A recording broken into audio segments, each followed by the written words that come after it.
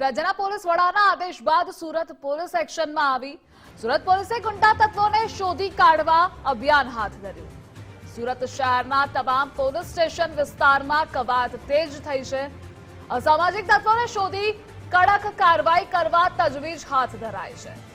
ઉધના વિસ્તારમાં સઘન પેટ્રોલિંગ હાથ ધરાયું છે તો શરીર સંબંધી ગુનામાં સંડોવાયેલા તત્વો સામે કાર્યવાહી।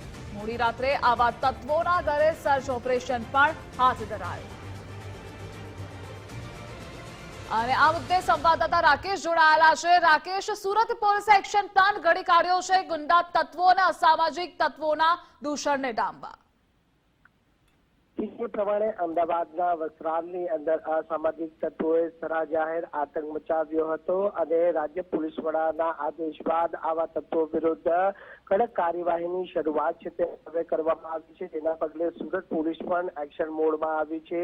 શહેરના જુદા જુદા પોલીસ મથકોની અંદર ગતરોજ મોડી રાત્રિ દરમિયાન મેગા સર્ચ ઓપરેશન હાથ ધરવામાં આવ્યું હતું। જે અન્વયે સુરતના ઉધના પોલીસ મથક હદ વિસ્તારમાં પણ પોલીસ દ્વારા સમ વિસ્તારની અંદર આવેલ ઝુંપડપટ્ટી ખાતે સર્ચ ઓપરેશન હાથ ધર્યું હતું। તડીપાર અને પાસા સહિતના ગુનામાં સંડોવાયેલા આરોપીઓને ઝડપી પાડી તેઓ વિરુદ્ધ કડકથી કડક ખાતે કાર્યવાહી કરવામાં આવે તે દિશામાં પોલીસે તપાસ હાથ ધરી હતી। એટલું નહીં પરંતુ પેટ્રોલિંગ દરમિયાન શંકબંધ જણાઈ આવેલા તત્વોને પણ અટકાયતમાં લઈ અને તેઓની તલાશી કરી પૂછપરછ કરવામાં આવી હતી।